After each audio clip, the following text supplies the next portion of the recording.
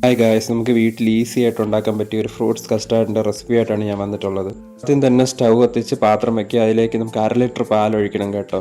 അത് ചൂടാവാൻ വേണ്ടി വയ്ക്കാം. അപ്പം കുറച്ച് പാൽ മാറ്റി വെച്ചിട്ടുണ്ട്. ഒരു ബൗളിലേക്ക് 4 ടീസ്പൂണോളം കസ്റ്റാർഡ് പൗഡർ എടുത്തിട്ട് ആ ബാക്കി ഉള്ള പാൽ അതിലൊഴിച്ച് നല്ലപോലെ മിക്സ് ചെയ്തെടുക്കണം. കട്ടയൊന്നും ഇല്ലാതെ നല്ലപോലെ മിക്സ് ചെയ്തെടുക്കണം കേട്ടോ.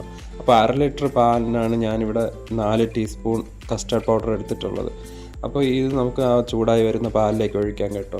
പാല് നല്ലപോലെ തിളയ്ക്കണമെന്നൊന്നുമില്ല കേട്ടോ, അല്പം ഒന്ന് ചൂടായി വന്നാൽ മതി. അപ്പോൾ ഇതിവിടെ മിക്സ് ചെയ്തിട്ട് ഒരു 2 മിനിറ്റ് കൂടെ ഒന്ന് ചൂടാക്കുക.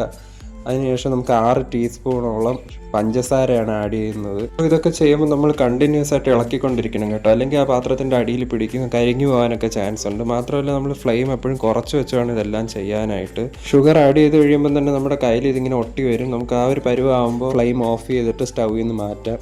എന്നിട്ട് അത് തണുക്കാൻ വയ്ക്കാം. അതിലേക്ക് ഞാൻ ഏകദേശം 2 ടീസ്പൂൺ കണ്ടൻസ്ഡ് മിൽക്കും കൂടെ മിക്സ് ചെയ്തിട്ടുണ്ട് കേട്ടോ.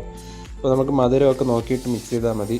മധുരം അല്പം കൂടുതലുള്ളതാണ് കേട്ടോ നല്ലത്, കാരണം നമ്മുടെ ചില ഫ്രൂട്ട്സിനൊക്കെ സിട്രിക് ആയിട്ടുള്ള ഫ്രൂട്ട്സൊക്കെ ഉള്ളതുകൊണ്ട് മധുരം നന്നായിട്ടിരിക്കുന്നതാണ് നല്ലത്. അപ്പം ഞാനിനി ഫ്രൂട്ട്സൊക്കെ ക്ലീൻ ചെയ്തെടുക്കുകയാണ്. അതിൽ ബ്ലാക്ക് ഗ്രേപ്സ് നല്ലപോലെ കഴുകി എടുക്കണം കേട്ടോ. അപ്പോൾ ഉപ്പും കുറച്ച് മഞ്ഞൾപ്പൊടി ഇട്ട് ഞാനത് കഴുകി മാറ്റി വെച്ച് അതൊന്ന് അതിൽ വിഷാംശമൊക്കെ ഒന്ന് മാറാനാണ് കേട്ടോ അങ്ങനെ ചെയ്യുന്നത്. പിന്നെ ഞാൻ 2 വെറൈറ്റി ഓറഞ്ചാണ് എടുത്തിട്ടുള്ളത്. നോർമൽ ഓറഞ്ചും അതുപോലെ തന്നെ കാശ്മീരി ഓറഞ്ചും ഇതിലുണ്ട് കേട്ടോ. അത് ഇതുപോലെ ചെറുതായിട്ട് കട്ട് ചെയ്തെടുക്കണം. അപ്പോൾ അതിൻ്റെ കുരുവും തൊലിയും എല്ലാം നമുക്കിങ്ങനെ മാറി വരും. അതിൻ്റെ ഫ്ലഷ് മാത്രമായിട്ട് കിട്ടും കേട്ടോ. ഈ ഫ്രൂട്ട് സാലഡ് ഉണ്ടാക്കാനായിട്ട് മിനിമം 5 ഫ്രൂട്ട്സ് എങ്കിലും വേണം കേട്ടോ. നിങ്ങൾക്ക് ഇഷ്ടമുള്ള ഫ്രൂട്ട്സൊക്കെ ആഡ് ചെയ്യാം. എന്നാലും ഞാൻ ഈ എടുക്കുന്ന ഫ്രൂട്ട്സൊക്കെ നല്ല കോമ്പിനേഷനായിട്ട് എനിക്ക് തോന്നിയിട്ടുണ്ട്. അടുത്തതായിട്ട് ഞാൻ പഴമാണ് എടുത്തിട്ടുള്ളത്. അതിന് ഞാൻ ഒരു ഏത്തപ്പഴം എടുത്തിട്ടുണ്ട്. ഏത്തപ്പഴത്തിൻ്റെ കൂടെ തന്നെ കുറച്ച് രസകദളിയും എടുത്തിട്ടുണ്ട്. അപ്പോൾ നമ്മുടെ മധുരത്തിന് നല്ല ടേസ്റ്റാണ് ഏത്തപ്പഴവും അതുപോലെ തന്നെ രസകദളിയും ഇതിൽ ചേർക്കുന്നത്. അപ്പോൾ അതിൻ്റെ ഒരു മിക്സും കൂടെ ഞാൻ ചേർത്തിട്ടുണ്ട്. ആദ്യം തന്നെ ഞാൻ കുറച്ച് മാതളം എടുത്ത് വെച്ചിട്ടുണ്ടായിരുന്നു കേട്ടോ അതിൽ. പിന്നെ ഞാൻ പൈനാപ്പിളും കട്ട് ചെയ്തെടുത്തിട്ടുണ്ട് ചെറിയ ചെറിയ പീസുകളായിട്ട്.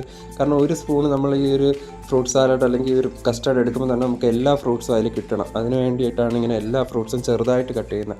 ആപ്പിളും ക്ലീൻ ചെയ്തെടുക്കാൻ അല്പം ബുദ്ധിമുട്ടാണ്, എന്നാലും ആ ഒരു ക്രിസ്പിനെസ് നമ്മുടെ ഫ്രൂട്ട് സലാഡിൽ കിട്ടുന്നത് ഈ ആപ്പിൾ ചേർക്കുമ്പോഴാണ്. അത് ആപ്പിളാണ് ലാസ്റ്റ് ഞാൻ കട്ട് ചെയ്തിട്ടുള്ളത്. കാരണം ആപ്പിൾ കട്ട് ചെയ്ത് കഴിഞ്ഞ് നമ്മൾ വെച്ച് കഴിഞ്ഞാൽ പെട്ടെന്ന് അത് കറുത്ത് വരും. അതുകൊണ്ട് തന്നെ ഞാൻ ആപ്പിൾ ലാസ്റ്റാണ് കട്ട് ചെയ്തിട്ടുള്ളത്. അതിൻ്റെ തോടോടുകൂടി തന്നെ ഞാൻ കട്ട് ചെയ്തെടുത്തിട്ടുണ്ട് കേട്ടോ.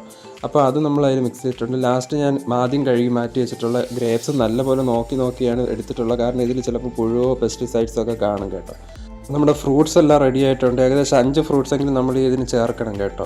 അപ്പോൾ ആദ്യം തന്നെ മാറ്റി വെച്ചിട്ടുള്ള കസ്റ്റാർഡ് ഇപ്പോൾ നല്ല ജെല്ല് പോലെ കട്ടിയായിട്ടുണ്ട്. ഇതാണ് കറക്റ്റ് അതിൻ്റെ ഒരു പരുവം എന്ന് പറയുന്നത്. അപ്പോൾ നമ്മുടെ ഫ്രൂട്ട്സ് കസ്റ്റാർഡ് ഇവിടെ റെഡി ആയിട്ടുണ്ട്. ഇത് നല്ലപോലെ മിക്സ് ചെയ്തെടുത്താൽ മാത്രം മതി. നല്ല ടേസ്റ്റാണ് കേട്ടോ. അപ്പോൾ നിങ്ങളും ട്രൈ ചെയ്ത് നോക്കണം, നിങ്ങൾക്ക് ഇഷ്ടമാവും. അടുത്ത വീഡിയോ കാണാം ഗൈസ്, ബൈ.